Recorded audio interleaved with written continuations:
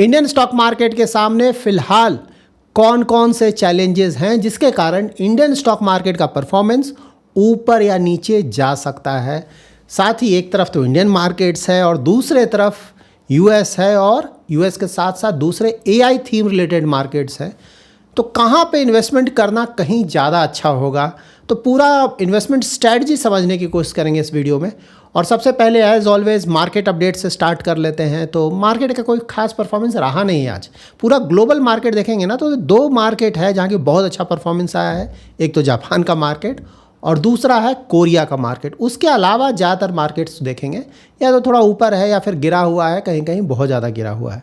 Indian market देखिएगा तो यहाँ भी कोई खास परफॉर्मेंस देखने को आपको नहीं मिलेगा। Like large cap, mid cap, small cap का परफॉर्मेंस यहाँ आप चेक कर सकते हैं। सेक्टर और थीम में हमारा कॉन्ट्रा बेट आईटी बुरी तरह से गिरा हुआ है और नीचे देखेंगे तो मोस्टली फ्लैट है ना, थोड़ा या तो ऊपर है या थोड़ा नीचे है। गोल्ड और सिल्वर का प्राइस भी देखेंगे तो आज परफॉर्मेंस नहीं आया, दोनों ही गिरा हुआ है।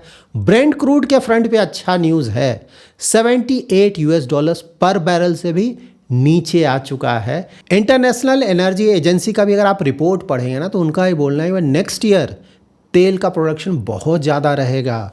यही चीज़ मैं कई बार डिस्कस कर चुका ऑलरेडी ना कि देखिए तेल की कोई कमी नहीं है, इसीलिए आप देख रहे हैं कितना तेज़ी से नीचे आ रहा है। अगर ये लड़ाई नहीं होता तो अभी क्रूड ऑयल का प्राइस देखते हैं ना तो 60-65 के रेंज में होता, क्योंकि 70 तो लड़ाई होने के समय था ऑलरेडी ना, तो काफ़ी गिर चुका होता। बट हाँ, ये लड़ाई बीच में आया। अभी भी नेक्स्ट ईयर बिल्कुल हम लोग एक्सपेक्ट कर सकते हैं कि 60-65 के रेंज में क्रूड ऑयल का प्राइस जा सकता है, जो कि इंडियन इकोनॉमी के लिए बहुत बहुत बड़ा पॉजिटिव होगा। हाँ, अगर रीसेंट टाइम्स में देखें ना, मतलब नियर फ्यूचर में, तो देखिए अभी क्या हुआ है कि कंट्रीज़ का अपना इन्वेंट्रीज़ होता है, स्ट्रैटेजिक रिजर्व होता है, तो उसमें काफ़ी कमी आया है। तो अभी थोड़ा डिमांड ज़्यादा रहेगा तेल का, क्योंकि उसको भरना भी है ना, और प्लस अभी डर का थोड़ा माहौल भी है। अभी प्रॉब्लम आया है तो लोग थोड़ा ज़्यादा तेल खरीदना चाहेंगे ताकि थोड़ा ज़्यादा रखें अपने पास, क्योंकि प्रॉब्लम अभी पूरी तरह से ख़त्म नहीं हुआ, तो सेफ्टी के लिए। बट हाँ, नेक्स्ट ईयर बिल्कुल आप देखेंगे कि और भी ज़्यादा तेज़ी से गिरावट आएगा। अब यूएस और ईरान के वॉर फ्रंट पे क्या चल रहा है जान लेते हैं। तो लेटेस्ट न्यूज़ ये है कि यूएस के प्रेसिडेंट डोनाल्ड ट्रंप और ईरान के प्रेसिडेंट ने जो भी डील होना था ना उस पे साइन कर दिया है। ऑफ कोर्स साइन वर्चुअली हुआ है, दोनों ही पार्टीज प्रेजेंट नहीं थे, रिमोट सिग्नेचर है, लेकिन हाँ साइन हो गया है। और ये जो एमओयू बना है उसमें क्या क्या इंपॉर्टेंट पॉइंटर्स है, तो 14 पॉइंट पे डिस्कशन चल रहा है कि 14 पॉइंट्स है, लेकिन इंपॉर्टेंट पॉइंट्स क्या है इस पर। तो ईरान ने कमिटमेंट दिया है कि कभी भी न्यूक्लियर वेपन नहीं बनाएगा, और साथ ही स्टेट ऑफ हॉर्मुज को पूरी तरह से खोलने पे भी सहमति बन चुका है। और यूएस ने बोला है कि जो भी सैंक्शंस लगाए गए थे ईरान पे उसको हटाया जाएगा, और जितने भी तरह की हॉस्टिलिटीज़ हैं ईरान के खिलाफ वो सभी कुछ बंद किया जाएगा, इंक्लूडिंग लेबनान, वहाँ भी प्रॉब्लम क्रिएट नहीं किया जाएगा। और एक बहुत इंटरेस्टिंग न्यूज़ ये है कि $300 बिलियन का रिकन्स्ट्रक्शन फंड शायद ईरान को मिले। तो ये सब है, देखते हैं, अभी भी पूरी तरह से क्लैरिटी नहीं आया है इस पर, लेकिन हाँ अभी तक ये इन्फॉर्मेशन आया है। सो नाउ इन्वेस्टमेंट स्ट्रैटेजी कैसा हो, तो देखिए इन्वेस्टमेंट स्ट्रैटेजी में दो चीज़ें आप हमेशा ध्यान में रखें। नंबर 1 है एसेट एलोकेशन और नंबर 2 है मार्केट कैप एलोकेशन। हमेशा ही large cap, mid cap, small cap में मिक्सअप करके रखें बेसिस योर रिस्क प्रोफाइल और इन्वेस्टमेंट होराइजन। एसेट एलोकेशन में भी क्या ध्यान रखना है कि भाई आप देखें कि आप कितना ज़्यादा रिस्क ले सकते हैं। तो अगर आप बहुत ज़्यादा रिस्क ले सकते हैं और आपका जो इन्वेस्टमेंट होराइजन है वो मीडियम टू लॉन्ग टर्म का है, मीडियम टर्म मतलब कि 5 to 10 ईयर्स और long term more than 10 years, अगर इस तरह का इन्वेस्टमेंट होराइजन है तो ट्राई किया जा सकता है कि ज़्यादातर जो हमारा एक्सपोजर है वो इक्विटी में रखें। लेकिन हाँ, 100% इक्विटी हमें कभी नहीं रखना चाहिए, हमेशा ध्यान में रखें। दूसरे एसेट क्लासेस में भी अपना एक्सपोजर जरूर लें। जैसे और एसेट क्लासेस क्या क्या हो सकते हैं, तो गोल्ड में एक्सपोजर लिया जा सकता है, रियल एस्टेट में एक्सपोजर लिया जा सकता है, और साथ ही फिक्स्ड इनकम इंस्ट्रूमेंट्स में भी एक्सपोजर लिया जा सकता है। कई बार लोग मुझसे ये सवाल पूछते हैं कि क्या कोई ऐसा इन्वेस्टमेंट ऑप्शन है जहां रिटर्न पहले से पता हो और टाइम टू टाइम रेगुलर पैसा भी मिलता रहे, क्योंकि कई बार हमें अपने पोर्टफोलियो में ऐसे ऑप्शन की भी जरूरत होती है जो रेगुलर पे आउट और फिक्स रिटर्न दे सके। और यही रीजन है कि बॉन्ड्स को एक अच्छा इन्वेस्टमेंट ऑप्शन माना जाता है, क्योंकि यहां पर पैसा लेंड करते हैं और उसका रिटर्न पहले से फिक्स्ड होता है। बॉन्ड्स को हम ऐसे समझ सकते हैं, जब भी किसी कंपनी को अपने बिजनेस ग्रोथ और एक्सपेंशन के लिए पैसा चाहिए होता है तो वो कंपनी अपने एसेट्स को प्लेज करके बॉन्ड इशू करती है, यानी आप और मेरे जैसे पब्लिक से लोन लेती है। इसके बदले में कंपनी आपको पहले से ही डिसाइड किया हुआ इंटरेस्ट देती है। बॉन्ड का टेन्योर खत्म होने पे, जिसे हम मैच्योरिटी बोलते हैं, इन्वेस्टर को अपना ओरिजिनल इन्वेस्टमेंट अमाउंट यानी प्रिंसिपल वापस मिल जाता है, क्योंकि बॉन्ड्स के रिटर्न और पे आउट पहले से ही डिफाइंड होते हैं। इसलिए बॉन्ड्स को एक फिक्स रिटर्न इन्वेस्टमेंट ऑप्शन कहा जाता है। बॉन्ड्स में इन्वेस्टमेंट करना हो तो कैसे करें? तो आज हम बॉन्ड इन्वेस्टमेंट जर्नी के एक इंपॉर्टेंट पार्टनर स्टेबल बॉन्ड्स के बारे में जान लेते हैं। मैं आज आपको एक सीक्रेट बताना चाहूँगा। कुछ साल पहले तक मैं भी बॉन्ड्स को सिर्फ बड़े अमाउंट का इन्वेस्टमेंट समझता था, जिसको बहुत कम लोग ही यूज़ कर पाते थे, लेकिन अब ऐसा नहीं है। स्टेबल बॉन्ड के साथ आप भी सिर्फ 1,000 रुपये से बॉन्ड इन्वेस्टमेंट शुरू कर सकते हैं।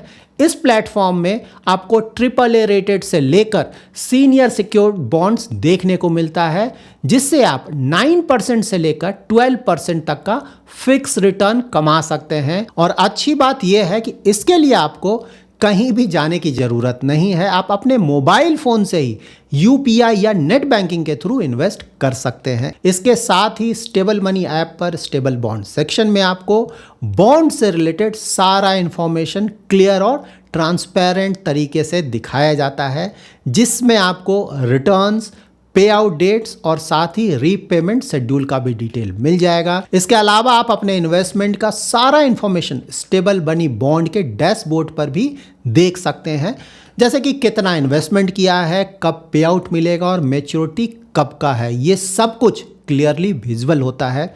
अगर कभी भी आपको पैसों की अर्जेंटली ज़रूरत पड़ती है तो मैच्योरिटी से पहले भी सेल करने का ऑप्शन आपको मिलता है। अगर आप अपने पोर्टफोलियो में इन्वेस्टमेंट के ट्रेडिशनल ऑप्शंस के साथ एक ऐसा ऑप्शन भी ऐड करना चाहते हैं जो फिक्स रिटर्न और रेगुलर पे आउट का स्ट्रक्चर हो, तो आप स्टेबल बॉन्ड जैसे ट्रांसपेरेंट ऐप के साथ अपना बॉन्ड इन्वेस्टमेंट जर्नी शुरू कर सकते हैं।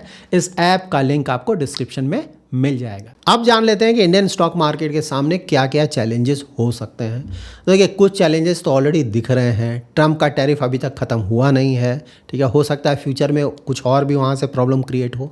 वो नंबर 1 तो वो प्रॉब्लम है जो कि बना रहेगा फ़िलहाल। उसके बाद सेकंड है US ईरान का वॉर। सही बात है, यहाँ MOU बन चुका है, सिग्नेचर भी हो चुका है, लेकिन यहाँ पे भी प्रॉब्लम बना रहेगा, क्योंकि अभी इज़राइल पूरी तरह से इसमें शामिल नहीं हुआ है। वो अभी भी इसको नहीं मान रहा है।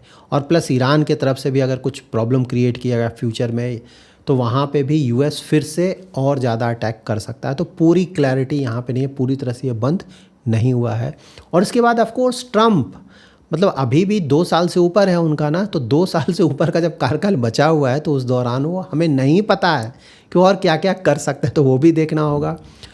उसके बाद देखिए, 2 बहुत इंपॉर्टेंट पॉइंटर्स हैं जिसका हमें ध्यान रखना है। नंबर 1 है US का इंटरेस्ट रेट, हमें ध्यान में रखना होगा ना। देखिए, अभी जो फेड का मीटिंग हुआ वहाँ तो स्टेटस को रखा गया, ना कोई रेट हाइक किया गया, ना रेट कट किया गया। लेकिन जिस तरह से डिस्कशंस हो रहे हैं, उससे हिंट मिल रहा है कि शायद इस साल के अंत तक वहाँ पे इंटरेस्ट रेट बढ़ाने का नौबत आ जाए, क्योंकि इन्फ्लेशन वहाँ भी ज़्यादा है।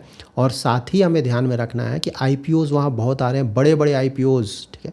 SpaceX का IPO तो अच्छी तरह से निकल गया, परफॉर्मेंस भी अच्छा रहा, लेकिन 2 और बड़े बड़े IPOs आ रहे हैं, OpenAI और Anthropic। और दोनों का मार्केट कैप देखेंगे ना, मतलब लिस्ट होने के बाद तो ऐसा लगता है अगर इसी तरह से मार्केट चलता रहा तो आराम से $1 ट्रिलियन से ज़्यादा का मार्केट कैप होगा। तो जब भी इतना बड़ा बड़ा IPO होता है तो ऑफ कोर्स मार्केट से पैसा निकलता है, मतलब दूसरे जो स्टॉक्स हैं वहाँ से थोड़ा पैसा निकलेगा, यहाँ पे जाएगा, ठीक है। ये हमेशा देखा जाता है। और प्लस US इंटरेस्ट रेट बढ़ने का डर, तो ये सब जो कुछ भी है, अगर साथ में ये सब हुआ तो एक ट्रिगर दे सकता है US मार्केट्स में गिरावट का। ये हमें ध्यान में रखना चाहिए, क्योंकि ओवर हीटेड मार्केट है ना, कुछ सालों से लगातार बहुत ज़्यादा रिटर्न, तो वहाँ पे मार्केट को बहाना चाहिए गिरने का। तो देखना है वो बहाना कहाँ मिलता है। बट हाँ, ऐसा नहीं है कि गिरने के बाद वापस नहीं आएगा, परफॉर्मेंस नहीं आएगा, लेकिन हाँ शॉर्ट टर्म का तो प्रॉब्लम हो सकता है। कब होगा देखना होगा। तो यहाँ पे इसीलिए मैंने फोमो बोला है ना, मतलब टॉपिक अगर आप देखें, फियर ऑफ मिसिंग आउट, ये हमें ध्यान में रखना है कि देखिए जहाँ भी मोमेंटम होता है, अभी क्या यूएस देखें, ताइवान देखें, साउथ कोरिया देखें ना, सभी जगह मोमेंटम चल रहा है लगातार ऊपर। कुछ भी न्यूज़ आए रिटर्न आ ही रहा है, नीचे ज़्यादा गिरने का नाम नहीं ले रहा है। इसी को बोलते हैं मोमेंटम। इंडिया में भी ये पीरियड आया था, उसी पीरियड के बाद अभी लगातार कुछ समय से रिटर्न ही नहीं आया। अभी ये वहाँ पे चल रहा है। तो जब भी कोई मोमेंटम चलता है ना, तो देखिए इन्वेस्टमेंट करना गलत नहीं होता है। मोमेंटम अगर कहीं आ रहा है फ़ायदा उठाना चाहिए, लेकिन ट्राई करना है ना कि थोड़ा जल्दी एंट्री लेना है। अब जैसे मोमेंटम तुरंत तो पता नहीं चला है, ठीक बात, लेकिन भाई 3-4 महीने से आ रहा है, 6 महीने से रिटर्न आ रहा है, तब जाके वहाँ पे एंट्री ले लेना चाहिए कि थोड़ा वहाँ पे हम उसका एडवांटेज उठा सकें। लेकिन अब वो 2-3 साल से ऑलरेडी चल रहा है, बहुत ज़्यादा रिटर्न आ चुका, लास्ट में जाएं और वो भी बहुत बड़ा इन्वेस्टमेंट कर दें, तो वहाँ पे प्रॉब्लम हो सकता है। ठीक है, तो इन्वेस्टमेंट स्ट्रैटेजी के लिए मैं यही बोलूँगा कि यहाँ पे ध्यान ये रखना है कि इंडियन मार्केट अभी भी रिटर्न नहीं आया है, और ज़्यादातर जो बाहर से प्रॉब्लम थे, लाइक जो वॉर का प्रॉब्लम था या फिर टैरिफ भी पहले से तो प्रॉब्लम कम है ना, तो ये सब अच्छा न्यूज़ है। क्रूड का भी प्राइस काफ़ी हद तक नीचे आ गया है, तो इंडियन मार्केट मोस्टली यहाँ से परफॉर्मेंस आना चाहिए। ठीक है, और वैल्यूएशन कोई अभी रिलेटिवली अगर आप देखें तो पहले के मुकाबले तो थोड़ा ठीक हुआ ही है, जबकि बाहर देखेंगे तो ओवर हीटेड है। तो बाहर आइडियली हमें एक्सपोजर बहुत ज़्यादा नहीं लेना चाहिए फिलहाल के मार्केट कंडीशन में। अब मान लीजिए बाहर आने वाले समय बहुत ज़्यादा गिर जाता है, तो ऑफकोर्स वहाँ पे एक्सपोजर बढ़ा सकते हैं, क्योंकि अच्छे मार्केट्स हैं। यूएस तो बहुत अच्छा मार्केट है, लेकिन ओवर हीटेड मार्केट्स में बहुत बड़ा एक्सपोजर नहीं लेना चाहिए। अगर आप लेंगे, इतना ज़्यादा रिटर्न आने के बाद बहुत बड़ा एक्सपोजर लेंगे, कहीं कुछ प्रॉब्लम आएगा तो ऑफकोर्स हमारा पोर्टफोलियो उसके कारण बुरी तरह से हिट हो जाएगा। तो इस बात को हमेशा ध्यान में रखें। अब देखिए एक बहुत बड़ा प्रॉब्लम जो कि आ सकता है, उसके बारे में आप लोगों ने कमेंट में मेंशन भी किया है कि मैं इसको कवर करूं थोड़ा, वो है रेनफॉल डिफिसिट इन 2026, क्योंकि यहाँ पे मानसून का रिस्क चल रहा है। सबसे बड़ा रिस्क क्या हो सकता है? Strong El Nino effect.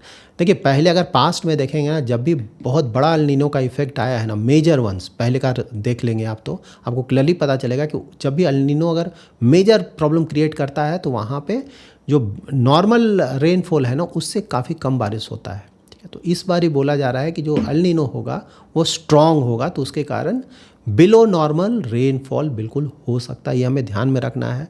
और इसके अलावा डिलेड मानसून प्रोग्रेस, अभी भी देखेंगे ना तो मानसून थोड़ी देर में आया है, और साथ ही सेंट्रल और नॉर्दर्न इंडिया को देखेंगे ना तो वहाँ पे कम गया है, वहाँ पे कोई ख़ास बारिश नहीं हुआ है। तो अगर इस तरह का बारिश नहीं होगा तो क्रॉप जैसे राइस हो गया, सोयाबीन हो गया, कॉटन हो गया, पल्सेस हो गया, उसका जो सोइंग होता है उसमें डिले हो जाता है, जो कि ऑफकोर्स अच्छा नहीं है। और साथ ही जो अर्ली सीजन रेनफॉल है ना, वहाँ पे भी कमियाँ है। जून में भी देखें ना, फर्स्ट हाफ में जितना उम्मीद किया जा रहा था उस तरह का रेनफॉल नहीं आया है, और ऐसा लग रहा है कि आने वाले कुछ वीक्स तक भी ये प्रॉब्लम बना रहेगा। इनफैक्ट आरबीआई ने भी बोला था ना कि भाई मानसून इस बार प्रॉब्लम क्रिएट कर सकता है, उसके कारण इन्फ्लेशन रिस्क आ सकता है। तो जैसे इन्फ्लेशन रिस्क अगर आता है तो क्या होगा, मतलब कितना ज़्यादा फ़र्क पड़ सकता है? तो देखिए जो सीपीआई इन्फ्लेशन है ना, वो 0.5 से लेके, मैं रफली बता रहा हूँ, एग्जैक्टली तो जब होगा तब बताया जा सकता है ना, रफली हम लोग बता सकते हैं 0.5 से लेकर 1% के आसपास, और एक्सट्रीम केसेस में इवन 1.5% तक भी बढ़ सकता है। लेकिन वो एक्सट्रीम होगा ना, बहुत ज़्यादा डिफिसिट हुआ, मतलब रेनफॉल बहुत कम हुआ तब। लेकिन हाँ, थोड़ा बहुत फ़र्क तो बिल्कुल पड़ेगा, और इस तरह का अगर फ़र्क पड़ा तो जो रूरल वेज ग्रोथ है ना, वहाँ पे बिल्कुल कमी आएगा। कंजम्पशन जो है, रूरल कंजम्पशन, वहाँ पे कमी आएगा।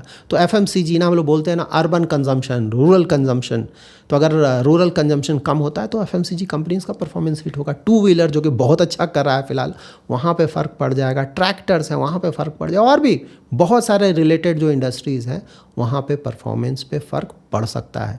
लेकिन ध्यान ये रखना है, अगेन पढ़े रहो इन्वेस्टमेंट फिलॉसफी, कि अगर हम लॉन्ग टर्म के लिए जाते हैं तो यहाँ पे अब मेरा SIP चल रहा है तो भाई उससे क्या फ़र्क पड़ जाता है। मॉनसून का देखिए ध्यान रहे कि प्रॉब्लम होता है तो प्रॉब्लम शॉर्ट टर्म का होता है, ऐसा नहीं कि मीडियम टू लॉन्ग टर्म वो चलेगा।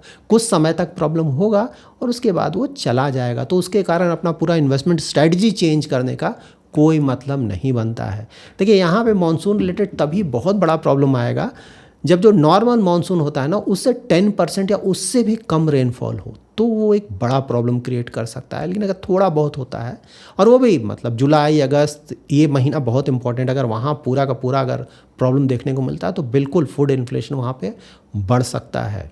तो ये हमें ध्यान में रखना। बट हाँ, ये सब जो प्रॉब्लम्स होता है शॉर्ट टर्म का प्रॉब्लम्स होता है, मीडियम टू लॉन्ग टर्म में इन चीज़ों का फ़र्क नहीं पड़ता है, और इसको ध्यान में रख के ही हमें अपना इन्वेस्टमेंट स्ट्रैटेजी बनाना चाहिए। So that's it in this video. अगर आपको ये वीडियो पसंद आया है तो जरूर लाइक एंड शेयर करें। पहली बार हमारे यूट्यूब चैनल पे आ रहे हैं तो चैनल को जरूर सब्सक्राइब करें, हाइप जरूर करें। Thanks lot for watching. Fixed returns do not constitute guaranteed or assured returns. Investments in corporate debt securities, municipal debt securities/securities debt instruments are subject to credit risks, market risks, and default risks, including delay and/or default in payment. Read all the offer related documents carefully